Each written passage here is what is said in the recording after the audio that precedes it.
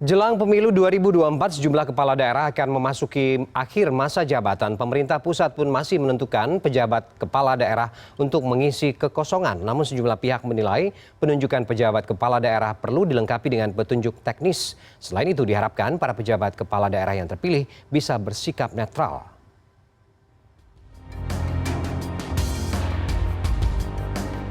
Mengutip dari cnnindonesia.com, dari tahun 2022 hingga 2023 terdapat sekitar 271 kepala daerah yang terdiri dari 24 gubernur, 56 wali kota, dan 191 bupati di seluruh Indonesia yang akan habis masa jabatannya dan digantikan oleh penjabat kepala daerah. Pada tahun 2022 saja, terdapat 7 gubernur dan 97 bupati dan wali kota yang berakhir masa jabatannya.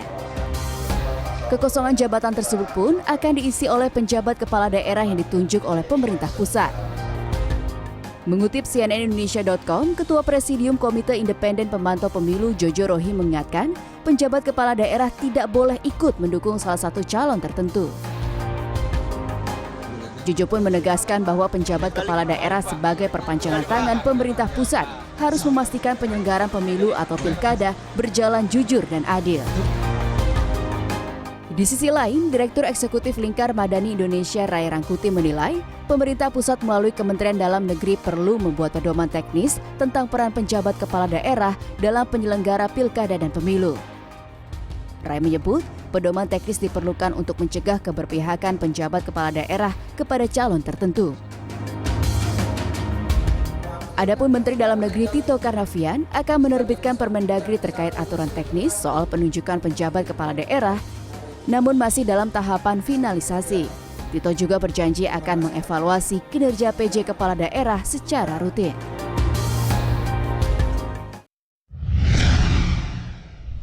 Dan untuk mendalami topik ini kita sudah terhubung dengan dua narasumber. Yang pertama Komisioner KPU Idam Holik di Jakarta dan Sekretaris Jenderal Komite Independen Pemantau Pemilu KK Suminta yang juga berada di Jakarta. Selamat sore Bapak-Bapak, apa kabar Pak? Pak Idam, Pak Kakak? Oke, terima kasih sudah bergabung dengan CNN Indonesia Newsroom sore ini. Saya langsung ke Pak Kakak dulu kalau gitu. Gini, bagaimana kemudian kita memastikan para pejabat kepala daerah ini bisa bersikap netral dalam pemilu 2024, tegak lurus, tidak terlibat politik praktis, memahami narasi seperti ini bagaimana Pak Kakak? Iya, ini adalah kekhawatiran yang cukup besar ya untuk kita sebagai pemantau pemilu masyarakat. Saya pikir juga Kang Idham sebagai penyelenggara pemilu. Kekhawatiran kita yang terbesar adalah bagaimana agar pelaksanaan pemilu 2024 itu benar-benar didasarkan pada pemilu yang luber dan jurdil. Nah, soal asas keadilan ini tentu saja akan memerlukan keterlibatan penyelenggara negara. Sebenarnya ini hanya salah satu saja. Kepala daerah itu adalah sebagai penyelenggara negara, artinya seluruh penyelenggara negara mulai dari presiden sampai sebenarnya diatur juga tentang kepala desa, itu bagaimana bisa menjamin keadilan pemilu. Nah, masalahnya di dalam pemilu 2024 ini kita mempunyai sekitar 271 kurang lebih ya kepala daerah yang akan ditunjuk akibat daripada pasal peralihan di dalam Undang-Undang 10 tahun 2016, yakni kepala daerah yang seharusnya dilaksanakan pemilihan kepala daerah yang tahun 2022 dan 2023 jumlahnya 101 dan 170, total 270, itu harus ditunjuk oleh pemerintah pusat. Nah ini jadi ada dua komponen. Pertama adalah 271 kepala daerah yang dipilih pada pemilihan 2020 di masa pandemi lalu, kemudian hampir angka yang sama itu adalah yang akan ditunjuk oleh pusat. Kita perlu meyakinkan bahwa yang ditunjuk oleh pusat itu memang benar-benar kepala daerah yang kemudian diberi wewenang dan tanggung jawab dan secara imparsial. Sebenarnya harus melekat pada semua penyelenggara negara, melekat bahwa mereka tidak melakukan ataupun melakukan sesuatu yang tidak kemudian bisa diartikan atau benar-benar berpihak atau merugikan atau menguntungkan pihak tertentu sebagai peserta pemilu. Saya pikir demikian. Oke, Pak Kakak gini, bulan lalu kalau saya tidak salah Presiden juga sempat mengundang sejumlah kepala daerah begitu ya, termasuk juga PJ kepala daerah ke istana begitu. Apakah ini menunjukkan keseriusan pemerintah pusat bahwa tidak boleh nih ada yang jadi agen politik tertentu begitu? Cukup di situ saja?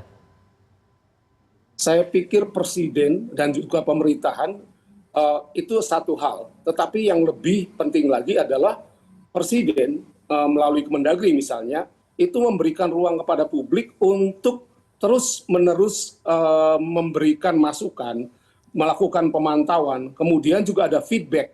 Jadi perlu sebuah regulasi yang jelas. Misalnya sampai saat ini Menteri Dalam Negeri baru menyampaikan akan membuat. Padahal sebenarnya kita seharusnya regulasi itu sudah harus terbahas di publik, menjadi debat publik agar tidak membuka ruang untuk hal-hal yang kita khawatirkan tadi. Jadi apa yang dilakukan oleh Bapak Presiden saya pikir harus ditindaklanjuti dengan proses-proses yang selanjutnya meyakinkan bahwa memang pemerintah mempunyai keinginan seluruh kepala daerah baik yang melalui pemilihan maupun yang ditunjuk melalui peraturan yang akan datang itu juga benar-benar menjadi kepala daerah yang netral. Problemnya tentu saja di pemilu 2019 kita menemui misalnya di Jawa Tengah banyak laporan tentang kepala daerah yang dinilai berpihak kepala desa lebih banyak lagi. Kemudian di pemilihan 2020 juga banyak dilaporkan hal seperti itu. Problem selanjutnya adalah seringkali undang-undang ataupun hukum dalam pemilu itu tidak mampu untuk mencegah pertama, kedua menindaklanjuti apabila ada pelanggaran. Ini sesuatu yang saya pikir harus dipikirkan di 2024. Kalau kita ingin memberikan signal, khususnya pemerintah memberikan signal kepada seluruh rakyat Indonesia bahwa mari kita berdemokrasi dengan baik, mari kita jaga keadilan pemilu melalui demokrasi dan pemilu yang baik. Oke, baik. Saya ke Pak Idam kalau gitu. Pak Idam, bagaimana merespon ini? Rekomendasi sejumlah pihak mengatakan perlu ada petunjuk teknis begitu ya untuk peran kepala daerah ini dalam kontestasi pemilu dan pilkada 2024. Apakah ini memang seperti itu idealnya atau ada mekanisme apa kira-kira dari KPU untuk mengawasi? Terima kasih. Tentunya kami sebagai penyelenggara akan fokus bagaimana memastikan penyelenggara kami berintegritas dalam menyelenggarakan seluruh tahapan penyelenggaraan pemilihan serentak atau Pilkada Serentak Nasional 2024 nanti. Terkait dengan komentar dari para pengamat, kami sebagai penyelenggara pemilu tentunya akan lebih fokus mempersiapkan penyelenggaraan pemilu yang berintegritas. Seperti apa kemudian persiapannya itu?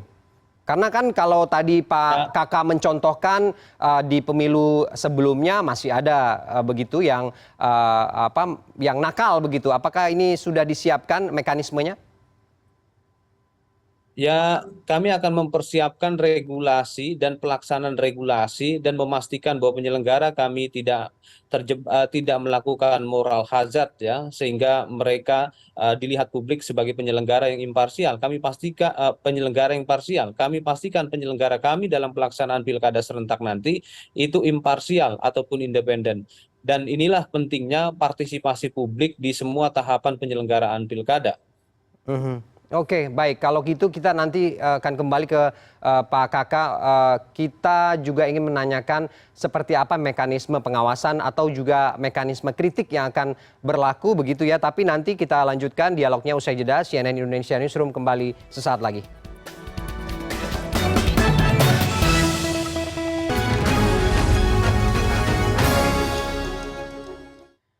Dan kita kembali terhubung dengan Pak Idam dan juga Pak Kakak. Saya ke Pak Kakak kalau gitu. Tadi Pak Idam sudah mengatakan aturan sudah jelas ada. Apakah kemudian perlu mekanisme pengawasan atau pola kritik yang lebih rigid agar kemudian netralitas yang diusung ini benar-benar berlaku nanti di 2024, Pak Kakak?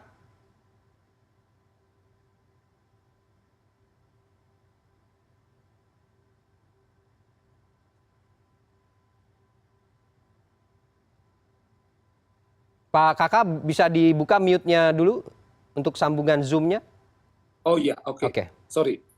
ada dua tahap. Pertama adalah pemilu 2024, yakni pemilu DPR, DPD, kemudian DPRD, dan pemilu presiden. Itu adalah di Februari 14 2024. Kemudian pemilihan di menjelang akhir 2024. Nah, dua-duanya rawan terhadap potensi untuk penyalahgunaan ataupun ketidaknetralan kepala daerah.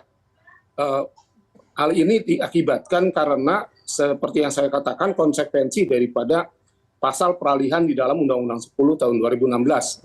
Tetapi kalau kita perhatikan di dalam larangan-larangan pemilu, kampanye, itu jelas sekali bahwa di dalam larangan kampanye itu ada beberapa hal. Misalnya kepala daerah dilarang untuk membuat kebijakan ataupun kegiatan yang dinilai berpihak kepada peserta pemilu. Lalu siapa peserta pemilu dalam pemilu misalnya? Itu jelas calon presiden dan wakil presiden, kemudian partai politik, anggota DPR, calon anggota DPRD, dan calon anggota DPD.